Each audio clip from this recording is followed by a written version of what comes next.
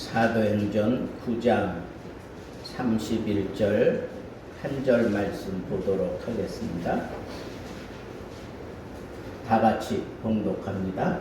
그리하여 온 유대와 갈릴리와 사마리아 교회가 평안하여 든든히 서가고 주를 경외함과 성령의 위로로 진행하여 수가 더 많아지니라. 아멘. 설라경 집사님 특별 찬양하겠습니다.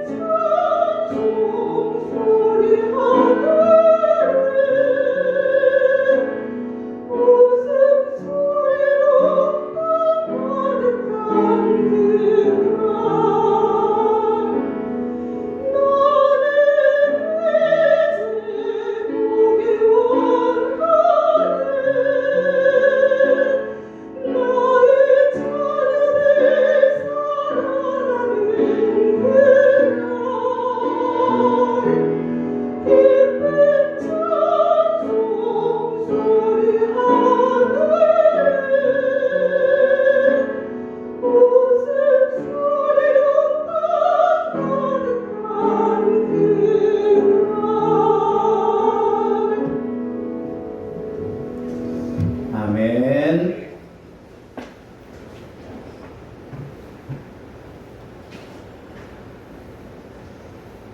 우리가 지난 7주 동안 우리 교회의 비전을 살펴봤습니다. 예수님께서 이 말세 지말에 나타나는 그런 교회의 그 특성들을 하나하나 지적하시면서 우리에게 이미 예고해 주신 그 말씀들을 살펴보면서 우리는 첫사랑을 잊지 말고 살아야 되겠다. 충성하는 교회가 되어야 되겠다. 순결을 지키는 교회 되자. 섬기는 교회 되자. 치유하는 교회가 되자. 선교하는 교회가 되자. 그리고 교회는 교회다워야 되니까 교회의 정체성을 분명히 해야 되는데 그 정체성의 좋은 면으로의 가장 중요한 특징은 열정이에요. 열심히 있어야 되거든요. 그러니까 우리 열심히 있는 그런 교회가 되자라고 하는 그런 말씀을 쭉 일괄적으로 전해 왔습니다. 자, 그렇다면 이제 이런 교회가 되고자 하는 그런 비전을 가지고 꿈을 가졌다면 이제 교회가 든든한 그런 가도에 올라서야 되는 거예요. 그죠? 든든한. 이 시골길 비포장 도로에서는 차가 달리는데 한계가 있어요. 그죠? 뭐, 포윈도가 돼도, 그 뭐라 그래요? 이 막 오프로드도 막 달리고 뭐 그냥 막 그러는 차를 뭐라 그래요? 예? 하여튼 뭐 그런 거 있죠, 그죠? 뭐 집차나 아니면 승용차 개념 말고 그런 개념의 차들 그런 것도 달리는데 한계가 있어요. 그런데 막 그냥 그런 도로를 달리다가 갑자기 아스팔트 위에 차가 올라서면 이때는 천천히 갈 수가 없어요. 그냥 막 미끄러지듯이 막 달려나가지. 여러분, 그런 탄력을 받아야 교회가 건강하게 성장해 갈 수가 있어요. 그러면 그렇게 탄력받는 그런 그 가도에 차가 올라서기까지 차도 좋아야 되고 운전하는 솜씨도 좋아야 되고 그리고 그 동승한 사람들도 잘해줘야 돼. 힘들다고 짜증내고 왜 이러냐 뭐 막 그러면 아무리 운전 잘하는 사람도 짜증난단 말이에요. 그죠? 그러니까 좀 힘들 때마다 얼마나 애쓴다고 힘들다고 응?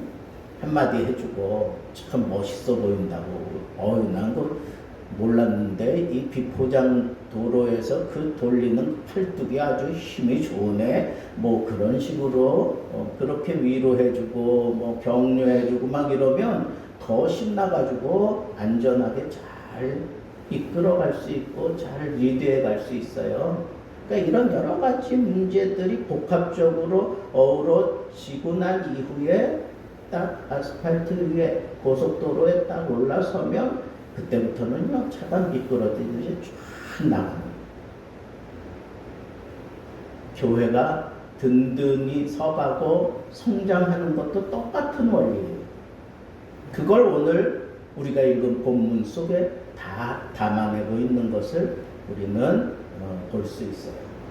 여러분 특별히 여기 그리하여 그래서 그리하여 여러분 그리하여라고 하는 이 접속사는 앞에 있는 내용들을 받아 그 다음 단계를 펼치기 위해서 쓰는 거잖아요. 그죠? 그러면 여기 그리하여의 9장 31절에 담겨져 있는 그리하여는 바로 앞에 있는 사울이 갑자기 예수 믿는 사람들 편에 서서 막 그러다가 어려움을 겪다가 슬그머니 이렇게 뒤로 빠지는 그 사건 이후에 곧바로 그리하여가 나와서 그 앞에 내용만 받는 건가? 아니에요. 사도행전 1장부터 지금까지의 모든 내용을 다 받는 거예요. 그럼 사도행전 1장부터 9장 이 31절까지 오는 동안에 어떤 문제들이 있었을까요? 우리 주님이 승천하시면서 제자들에게 뭐라고 해요? 오직 성령이 너희에게 임하시면 너희가 권능을 받고 예루살렘과 온 유대와 사마리아 땅끝까지 이르러 내 증인이 되다오 하는 그런 유언과 같은 말씀을 남기고 이제 천국에 올라가시고 난 이후에 제자들이 주님의 말씀을 기억하고 마가 요한의 다락방에 모였어요. 120명이 모여서 거기서 열심히 기도했어요. 그래서 아름다운 공동체가 바로 거기서 형성이 되어지고 교회가 바로 거기서 탄생을 하게 돼요. 자, 그런데 여러분 그렇게 모여서 기도하고 막 그러는 동안에 초점이 뭐예요? 초점이 2장에 가면서 성령이 임하는 거예요. 성령이 그들에게 충만하게 임하는 거예요. 성령 충만하고 난 이후에 그 제자들, 겁쟁이 제자들, 그리고 뭐 비범치 못했던 그런 제자들, 그리고 그 수준이 저 밑바닥인 제자들, 그들을 통해서 하나님은 놀라운 역사를 일으켜요. 베드로는 범인이에요. 제대로 배우지 못했던 사람이다 그런 얘기예요. 그런데 그가 천하 각국에서 몰려드는 그 사람들에게 설교를 할 때 도대체 그 말씀의 그 배경이 뭔지 궁금해했을 거예요. 어떻게 저런 말씀이 흘러나오나 그렇게 막 의아했을 거예요. 왜? 성령께서 말씀을 선포하시니까. 방언뿐 아니라 베드로가 한 번 설교에 3,000명이 회개하고 세례받는 놀라운 역사도 일어나잖아요. 그건 다른 걸로 설명할 수가 없어요. 근데 설명할 수 있는 확실한 키가 있는데 그게 뭐예요? 성령 충만이에요. 성령 충만함 받고 나니까 저기 두려움에 떨고 있었던 그런 제자들, 그 제자들과 함께하는 여자들, 그리고 그 제자들만도 못한 그런 사람들이 또 함께하면서 120명이 거기 모였는데 그들 가운데에는 특별한 무슨 교육가고 사상가고 뭐 금융가고 뭐 이런 사람들이 없었어요. 그런데 그 사람들을 통해서 하나님은 놀라운 하나님 나라가 이루어지게 만들고 그리고 복음이 증거되는 놀라운 역사를 펼쳐가기 시작한단 말이에요. 그래서 한 번 설교에 3,000명이 회개하게 만들고 베드로가 처음 말씀을 적용해서 설교할 때 하나님의 은혜 가운데 사람들이 가슴이 막 찔렸어. 우리가 어찌할꼬 하며 그냥 통회하고 자복하는 역사가 일어나게 만드는 그런 아주 그냥 강력한 설교를 했습니다. 그것뿐이 아니에요. 예루살렘 교회가 갑자기 커졌잖아요. 세례 한 번 설교에 3,000명이 세례를 받고 그 교회 교인이 될 정도면 그 이전과 그 이후에 얼마나 또 사람들이 많이 몰려들었겠어요. 그런데 그 많이 몰려든 그 사람들을 예수님의 이 12제자와 그 120문도가 나름대로 역할을 하면서 공동체 생활, 우리가 초대교회로 돌아가자 막 이런 슬로건을 자꾸 거는데 그때의 그 모습이 너무 좋아서 그런 거예요. 그때의 모습이 정말 교회 같은 모습이었기 때문에 그런 거예요. 어떻게 이렇게 이루어질 수 있었을까? 그리고 기사와 표적이 사도들을 통하여 기사와 표적이 계속 일어나는, 기사와 표적이 계속 일어나는. 그런데요, 그 가운데에도 사도들은 12이고 그리고 가르침은 단수로 되어 있어요. 하나예요, 하나. 12사도가 하나에 집중해서 하나만 가르쳤다는 거예요. 그 하나가 뭐예요? 예수를 가르쳤다. 예수 복음을 가르쳤어요. 우리가 예배 시간에 사도신경을 고백하잖아요. 이 사도신경은 뭐예요? 사도들이 요약해서 그래서 어떤 신앙의 그런 폼을 만든 거예요. 그걸 사도신경이라 그래요. 근데 지금도 우리가 그것을 예배 시간에 그렇게 외우고 그것이 이 복음의 골자이기 때문에 우리가 자꾸 리바이벌 하는 거예요. 리마인드 시키는 거예요. 우리 마음속에. 그러니까 여러분, 이건 이거 저는 뭐 외우려고 막 노력하지 않았어요. 근데 어느 순간부터 내가 그냥 눈 감고 하면 저절로 나오더라. 저절로. 아마 성령께서 역사하시는 것 같아요. 그리고 영아부 있죠? 유치원 들어가기 전에 0세부터 5세까지 그 영아부 아이들을 제가 가르쳐 봤는데 선생님들이 아주 부모님들에게 숙제를 줘요. 무슨 숙제를 주느냐? 애들한테 계속 가르치는 거예요. 뭘 가르치냐? 그냥 외우게 만들어요. 뭐 주기도문하고 그리고 사도신경. 걔네들이 다 외운다니까. 유치원 원장 우리 김경희 집사님 가능합니까? 그거? 가능하대. 원장 선생님이 그렇다 그러면 그런 거야. 에? 가능해요. 제가 해보니까 가능하더라고요. 여러분, 우리가 이 사도신경을 보면 성경에 그 골자가 거기 다 담겨져 있어. 하나님에 대해서, 예수님에 대해서, 성령님에 대해서, 성도에 대해서, 라스트 라이프, 영생에 대해서 성경에 나타나는 아주 주요 골자들이 거기 다 담겨져 있어요. 그래서 이 코로나가 빨리 그쳐야 내가 이런 걸 좀 강의하면서 여러분들과 좀 성경 공부도 좀 하고 그럴 텐데 저도 막 그냥 갑갑해요. 가르치고 싶은데 빨리 기도하세요. 그래서 빨리 이 코로나 아니면 우리 빨리 다 2차 접종 끝내고 나면 모일 수 있겠죠. 이와 같은 사도로 말미암는 표적, 그래서 예수님이 행하셨던 그런 메시아 사역이 사도들을 통해서 그대로 이루어졌어요. 병자들이 고침을 받았어요. 심지어는 죽은 자까지 살려내는 그런 놀라운 역사를 일으키기도 했습니다. 방언이 터지지요. 놀라운 설교가 막 흘러나오지요. 병자들이 다 낫지요. 귀신이 떠나가지요. 막 이러니까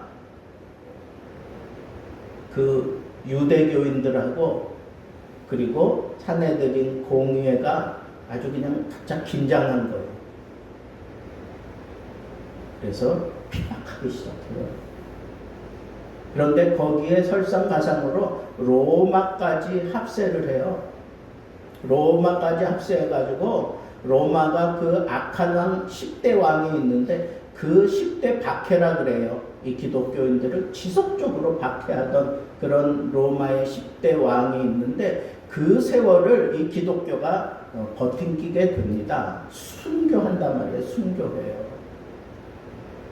그 깡이 어디서 생겼을까요? 그 깡이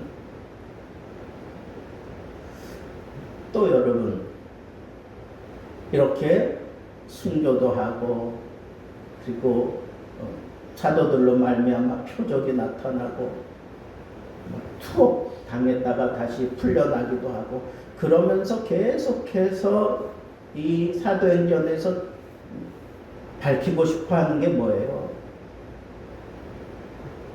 너희가 사람을 두려워할 거냐? 하나님을 두려워할 거냐?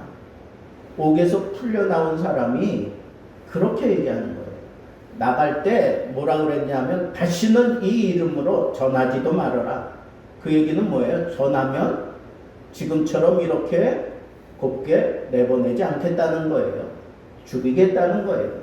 그런데 그런 압박 속에서도 나와서 앞에 있는 성도들에게 우리가 하나님을 두려워하랴 사람을 두려워하랴 그러면서 그냥 나오자마자 뭐 한 거예요? 복음을 전한 거예요.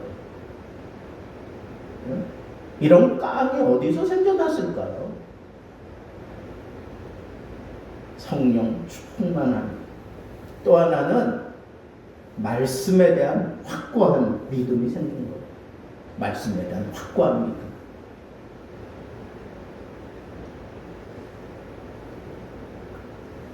엄청나게 수가 많아지니까 그 다음에는 이 사도들이 막 곤란한 일이 생겨. 매일 구제를 해야 되는 대상이 있어요. 참 과부들. 그런데 그 예루살렘 교회에도 히브리파 유대인이 있고 헬라파 유대인이 있어요. 근데 히브리파 유대인에게는 매일 구제하는 게 빠지지 않는데 헬라파 유대인 과부에게는 이 매일 구제가 막 빠지는 거예요. 그러니까 자꾸 문제가 생기는 거야. 교회가 쓸데없는 거 가지고 막 궁시렁대고. 그러니까 사도가 뭐라 그래요? 너희 가운데 집사 7을 택하라. 그래서 그 집사 7, 택해진 집사 7에게 성령 충만하고 믿음 충만하고 그리고 지혜 충만하고 그런 집사를 선택해서 그들에게 교회 행정에 관한 모든 문제는 그들에게 맡기겠다. 그렇게 얘기를 하고 우리는 사도된 우리는 말씀을 전하는 일, 기도하는 일에만 전문하겠다. 그것만 하겠다는 거예요. 그게 아름다운 교회예요. 근데 오늘날은 어떻습니까? 교회가 규모가 딱 잡히고 나면 이상하게 어깨에 힘주는 사람들이 많아. 목사건, 장로건, 권사건, 집사건. 목에 자꾸 목에 힘주는 거예요. 어깨에 힘 들어가고. 이 목에 왜 기부스를 하느냐고. 여러분 그러면 안 되거든요. 근데 자꾸 그렇게 해. 진짜 좋은 교회는 목사님은 설교만 준비하고 기도하고 그래서 말씀을 전할 때 신령한 젖을 그렇게 흘려보낼 수 있어야 되거든요. 그런데 요즘에는 그게 참 여의치 않아. 큰 교회 목사들은 뭐 여기저기 불려다니고 뭐 무슨 타이틀도 많아지고 뭐 여기 가서 기웃거려 저기 가서 뭐 해야 돼. 언제 설교 준비하고 언제 기도하는지 모르겠어요. 그러면 작은 교회는 어떨까요? 작은 교회 목사님들은 기도 많이 하고 설교 준비 그냥 충실하게 잘할까요? 안 그래요. 교인들이 막 그냥 달라고 막 성화를 부리고 막 달려들어야 젖을 차내는데 작은 교회 교인들은 별로 그런 사모함이 별로 없는 것 같아. 네? 큰 교회는 분명히 그런 사람들이 있어요. 다양한 사람들이 모여있어서 그런지 아주 그냥 말씀에 대한 그 사모함이 대단해요. 그래서 말씀을 따로 배우러 다니기도 하고 말씀에 대해서 뭐 이것저것 물어보기도 하고 막 그냥 쥐어짜내면서라도 뭐 이 사람들에게 먹을 걸 주지 않으면 이 사람들 다른 데로 갈 것 같은 막 그럴 정도로 말씀에 대한 갈급함을 가지고 살아가는 사람들이 많은데 작은 교회는 안 그런 것 같아요. 우리 교회 빼놓고 작은 교회는 안 그런 것 같아요. 그러니까 목사님이 게을러져. 그리고 또 이 작은 교회 목사님들은 슈퍼맨이야. 내가 볼 때 교회 청소도 해야 돼. 뭐 이런 거 저런 거 뭐 이거 다 관리해야 돼. 우리 동기 목사님은 그건 뭐예요? 이거 막 쭉 해가지고 뭐 납땜하고 막 이러는 거 있잖아. 그런 것까지 다 해요. 그런 거 해야 되는데 왜 안 그러면 교회 재정이 빵꾸난다는 거야. 그런 것까지 다 하는 거예요. 그거는 아닌 것 같아요. 정말 정상적인 궤도 그리고 성경에서 얘기하는 그런 아름다운 궤도 올라선 교회는 교육자는 말씀 전하는 일에만 전무하고 기도하는 일에만 전무할 수 있으면 참 좋겠다. 그러려면 이 교회 운영하는 거는 어떻게 해야 돼요? 그래서 조직이 필요한 거예요. 여러분 광고를 보셨으면 알겠지만 이제 다음 주, 그 다음 주에는 우리 장로님, 그리고 안수 집사님, 권사님 이렇게 우리가 투표를 할 거예요. 투표를 할 겁니다. 그래서 제 마음속에 이제 기도하면서 장로님 한 분, 안수 집사님 두 분, 권사님 한 분 세우려고 해요.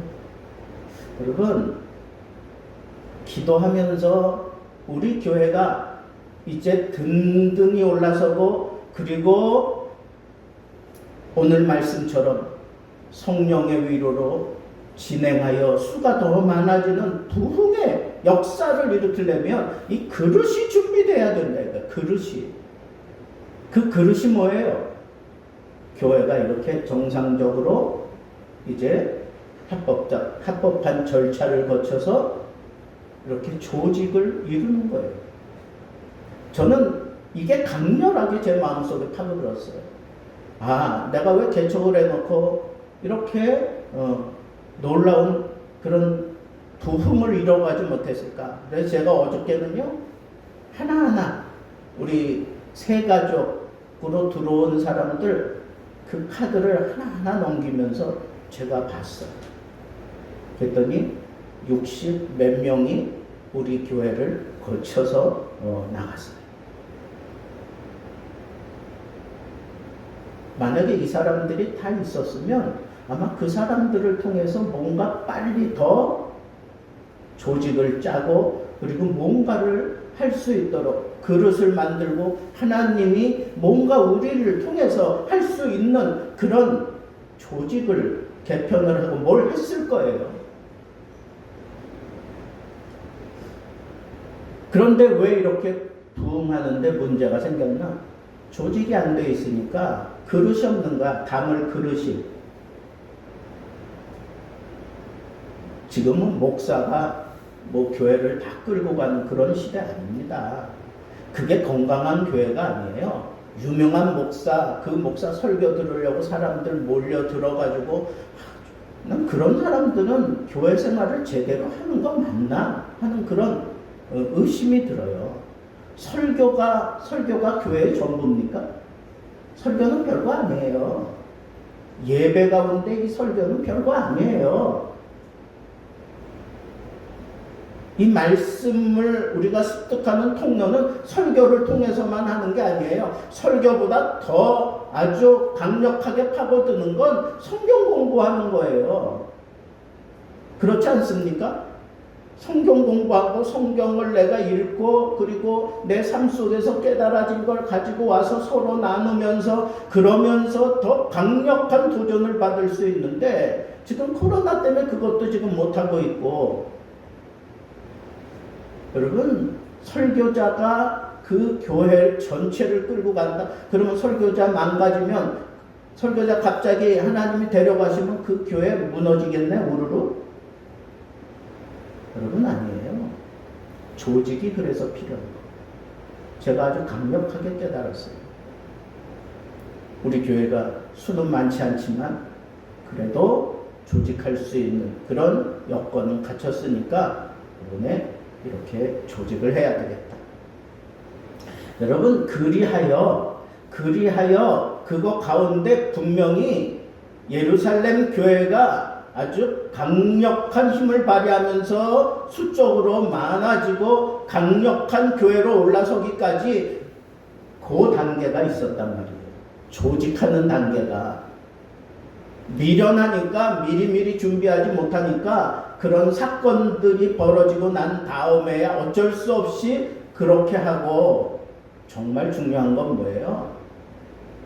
계속해서 교회에 찾아오는 사람들에게 영적인 그런 양식을 제공해주는 그런 역할을 해야 되는 사람은 사도들이고, 오늘날로 얘기하면 목회자들이기 때문에, 목회자들은 그 말씀을 준비하고 그걸 가지고 무언가 좀 깊이 묵상하고 나눠줄 수 있는 그런 준비가 잘 돼야 돼요.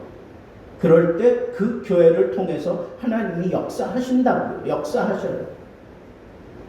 자, 그리하여 그 속에는 여러 가지 많은 일들이 있지만 사도들의 역할, 그리고 교회 조직의 역할, 그리고 순교하고 그 다음에 그 뒤를 이어서 사명자가 일어나요. 그 사명자가 누구예요? 핍박하던 사울이 다메섹 도상에서 예수 그리스도를 만나고, 그리고 갑자기 복음 전하는 사람으로 돌변을 해서 복음을 전하는 그런 사명자의 모습을 우리가 거기서 보는 거예요. 그거는 이성적으로는 그거는 설명할 수 없는 그런 사명의 그런 사명자를 하나님이 사울을 부른 거예요. 예수 믿는 사람들 싹 다 잡아 죽이겠다고 그렇게 공문서까지 받아가지고 세출하러 나갔던 그 사람이 갑자기 며칠 지나더니 예수 믿어야 된다고 예수를 전하고 있으니 그게 말이 됩니까? 듣는 사람도 이상하고 전하는 바울도 이상했을 거예요. 내가 갑자기 이렇게 예수 믿으라고 증거한다는 게 이게 짱구가 아니고는 누가 그런 짓을 하겠느냐고요. 근데도 해야만 됐어요. 왜? 사명자니까. 교회의 부흥은 사명자들을 통해서 이루어지는 거예요. 사명자들을 통해서. 그러므로 가운데 이런 문제들이 9장까지 쫙 나타납니다. 자, 그리고 난 이후에 어떤 일들이 일어납니까? 여기 보니까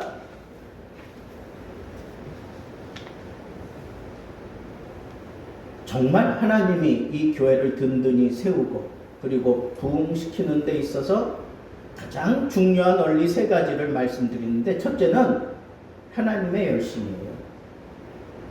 말로 설명할 수 없는 성령 충만함 때문에 일어날 수 있는 일. 하나님의 방법으로 사명자를 건져내서 이성적으로는 도무지 설명할 수 없는 그런 사명자를 세워서 놀라운 역사를 일으키고 세계의 복음의 판도를 바꿔놓잖아요. 이 바울을 통해서. 이건 누구의 열심이에요? 사람의 힘으로 될까요? 안 돼요. 이건 하나님이 하신 일이에요. 하나님의 열심으로 이런 일들이 이루어진 거예요. 베드로를 세워서 3,000명을 회개시키는 일이며, 그리고 빌립을 통해서 사마리아 성에 가서 하나님의 복음을 전할 때 그렇게 원수같이 지내던 사마리아 사람들이 복음에 와장창 무너지게 만드는 거, 이거 성령을 통한 하나님의 열심이란 말이에요. 하나님의 열심.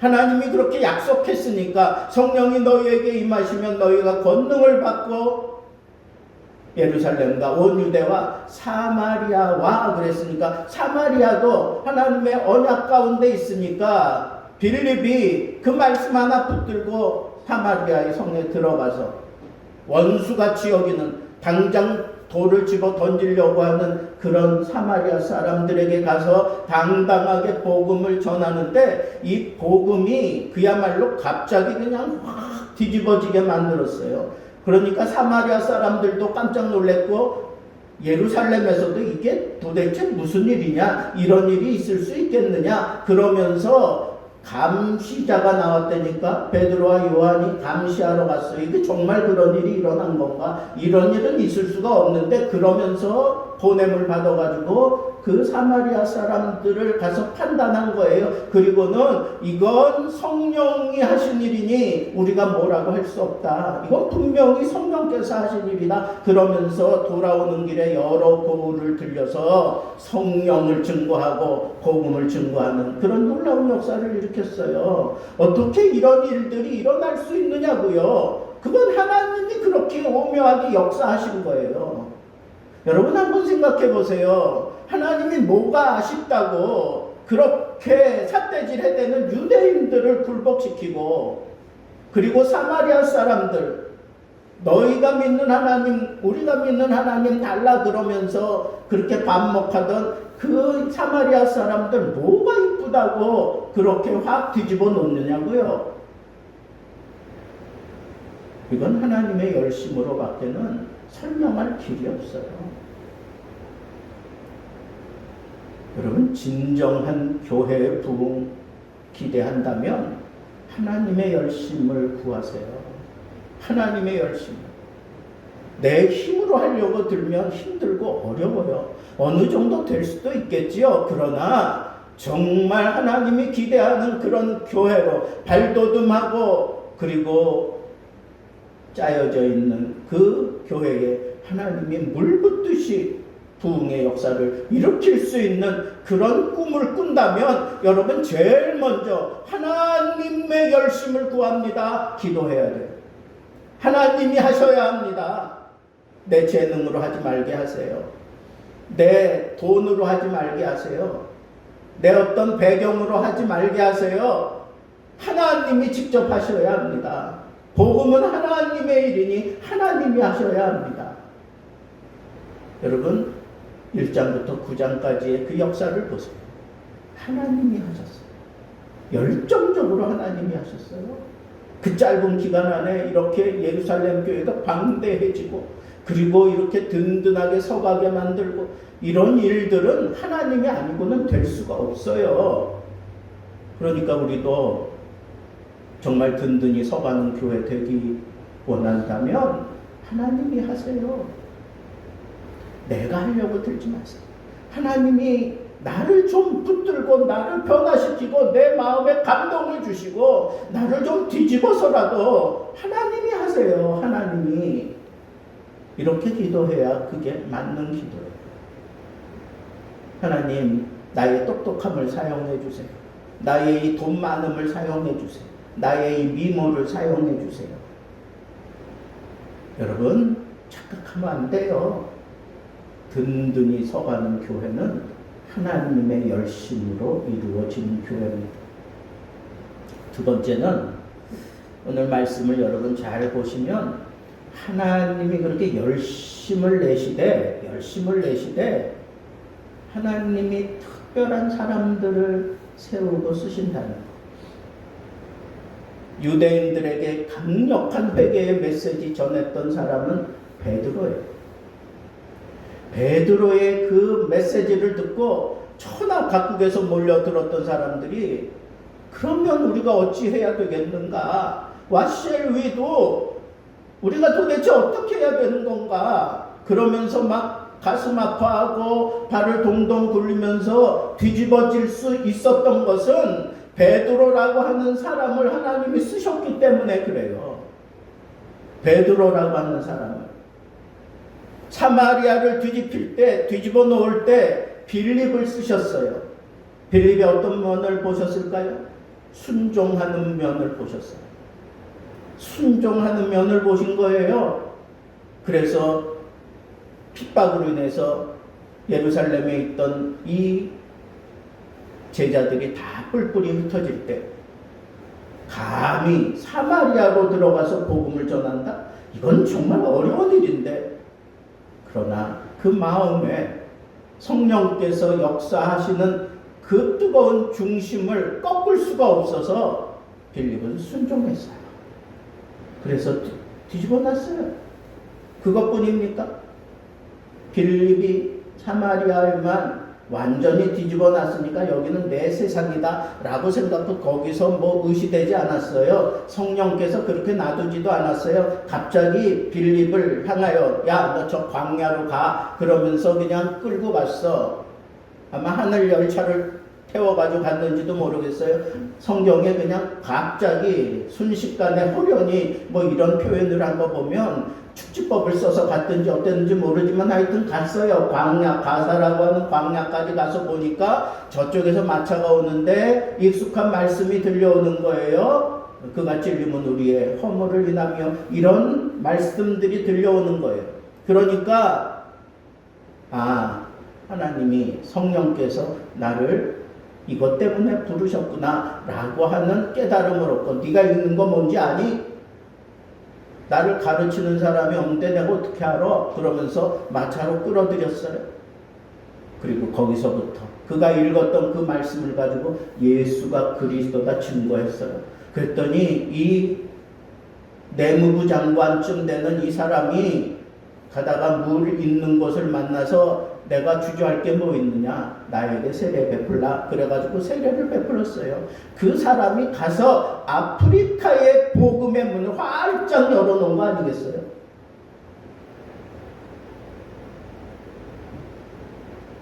성령의 강권하심에 무조건 순종했던 사람 빌립이 바로 사마리아의 적임자였어요. 하나님이 그 빌립을 들어서 사마리아를 그리고 아프리카의 복음의 문을 열어놓았어요. 그리고 우리가 잘 아는 대로 사도 바울을 하나님이 부르셨어요. 죄인 중에 죄인, 괴수 중에 괴수, 그 사울이라고 하는 청년을 우리 주님이 친히 십자가 지신 모습으로 가셨는지 어쨌는지는 모르지만 환한 빛으로 그에게 비쳤을 때 누구십니까? 주여 누구십니까? 나는 네가 핍박하는 예수라. 그때부터 3일 동안 그는 소경으로 살았어요. 성령 충만하게 하신다는 아나니아의 기도를 받고 그 눈에 비늘 같은 것이 떨어져서 그리고 난 이후에 그가 하나님을 복음 전하는 그런 사람으로 돌변해서 평생을 쉼없이 달려가는 그런 복음 전도자가 되게 하셨어요. 그 사명자를 하나님이 쓰셨어요. 베드로는 베드로대로, 빌립은 빌립대로, 그리고 사울은 사울대로. 이 사울에게 이런 도화선을 붙인 사람은 스데반 집사예요. 스데반 집사는 또 스데반 집사대로, 또 이 복음의 열정을 가진 그 예루살렘 교인들, 핍박이 나니까 저마다 다 복음 보따리 들고 온 세계를 향하여 가면서 복음을 증거했어요.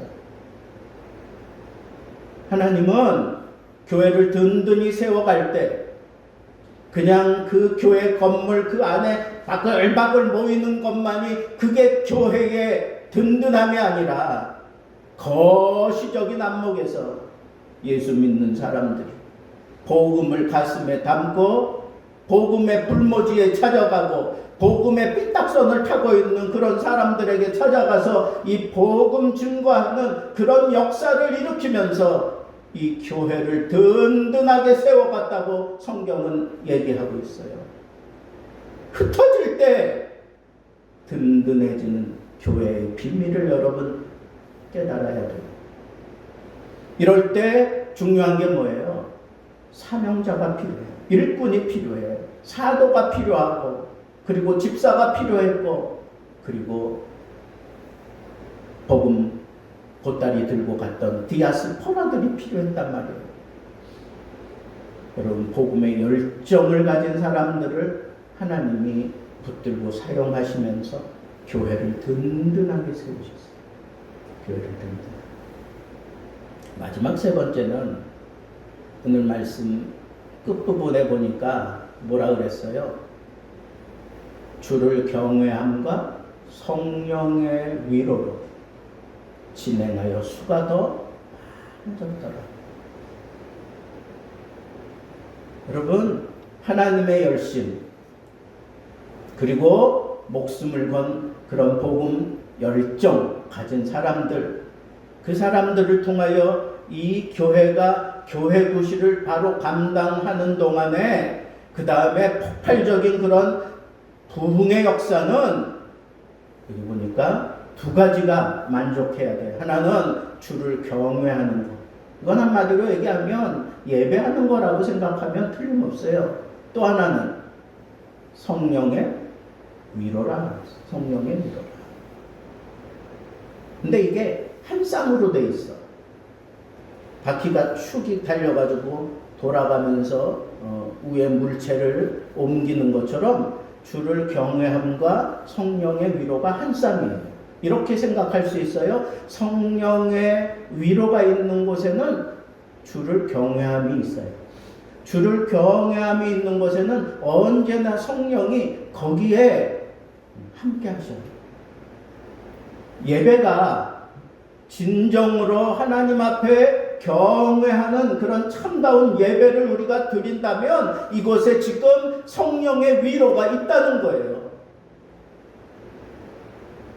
여러분들이 진실하게 하나님을 섬기고 살아간다면, 정말 하나님을 경외하는 모습으로 살아간다면 반드시 여러분 그 가운데 성령의 위로가 나타나게 되어 있어요. 바늘과 실처럼 함께 하는 거예요. 주를 경외한다는 게 뭐예요?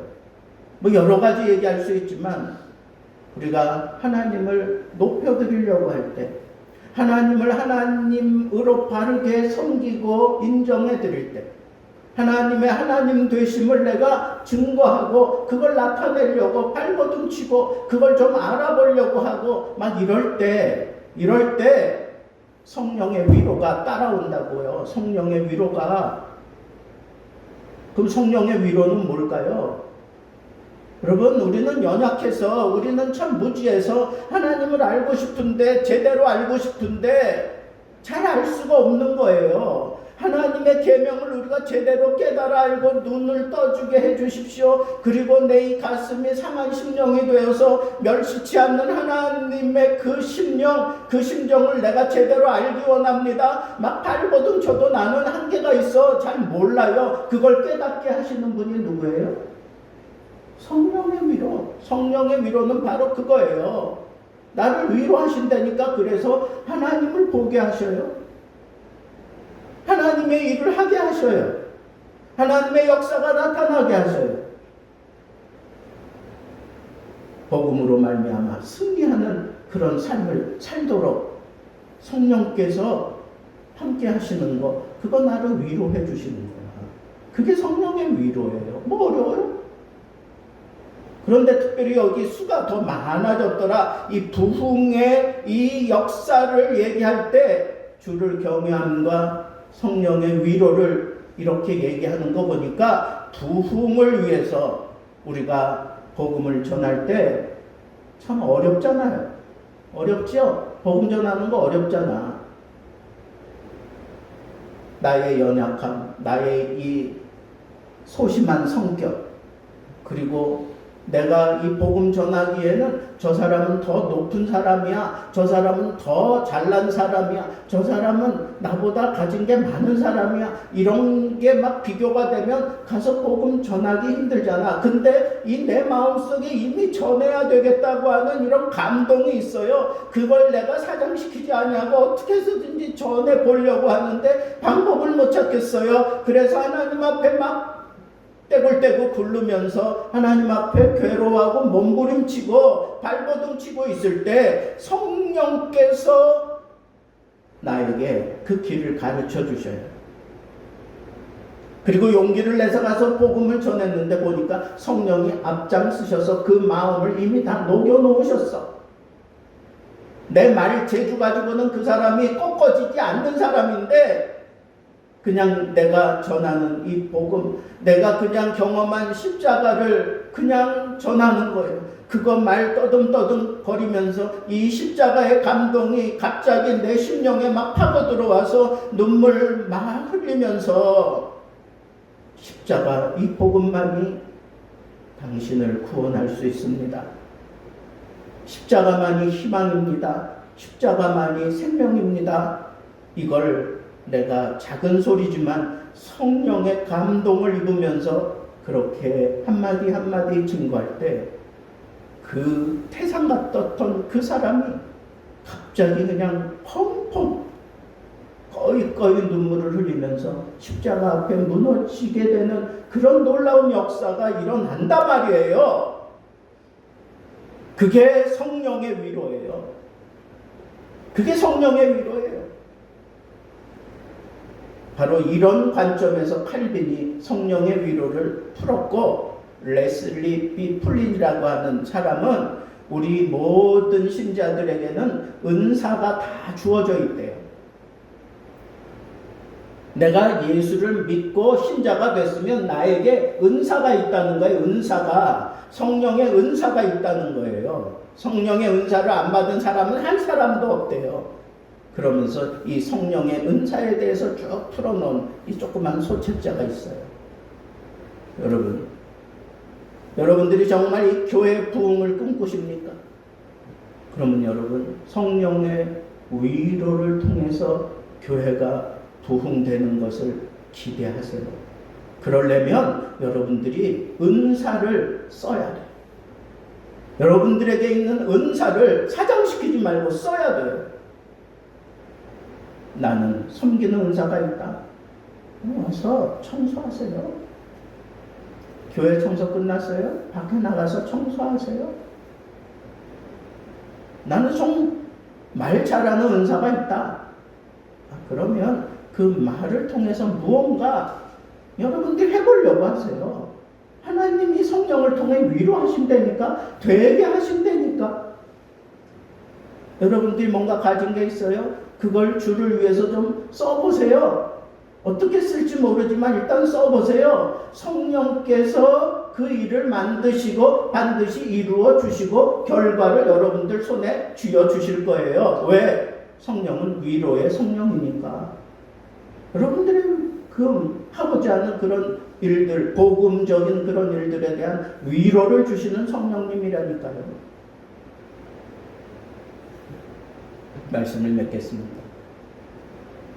여러분, 우리가 교회의 비전 7가지를 가슴에 담고 이제는 올라서야 돼요. 든든한 도로 위에 올라서서 좀 미끄러지듯이 교회가 달려나가기 위해서 하나님의 열심을 볼 수 있는 눈을 가지세요. 사도행전 1장부터 9장에 나타나는 하나님의 열심을 여러분들이 한번 살펴보세요. 그리고 내가 하나님의 그 열심으로 풀어가시는 그 복음 사역의 그 현장에 내가 있기를 원합니다. 하나님 나를 붙잡으시고 나를 사용하셔서 내가 그 열심을 가지고 그 열정을 가지고 그 사명자로 내가 이 대열에 올라서기 원합니다. 우리 예수 등대 교회의 부흥에 든든히 서가는 일에 내가 서기를 원합니다. 그래서 제가 교회를 조직하겠다고 말씀을 드린 거예요. 여러분들이 그런 꿈을 가지세요. 그리고 마지막으로 주를 경외함과 성령의 주를 경외하는 첫 번째는 예배예요. 우리 모두 예배에 열심을 내봅시다. 이 예배 드리기 위해서 여러분 좀 막 가슴이 뜨거워져야 돼. 막 심령이 막 그냥 견딜 수 없을 만큼 막 그래야 돼요. 그래서 어떻게 해서든지 이 예배 현장에 나와서 하나님 앞에 엎드려 말씀을 들으면서 내가 뜨거워져야 돼. 내 몸이 좀 달구어져야 돼요. 그럴 때 하나님이 역사하시는 거예요. 예배 주를 경외하는 그런 삶의 기본이잖아요.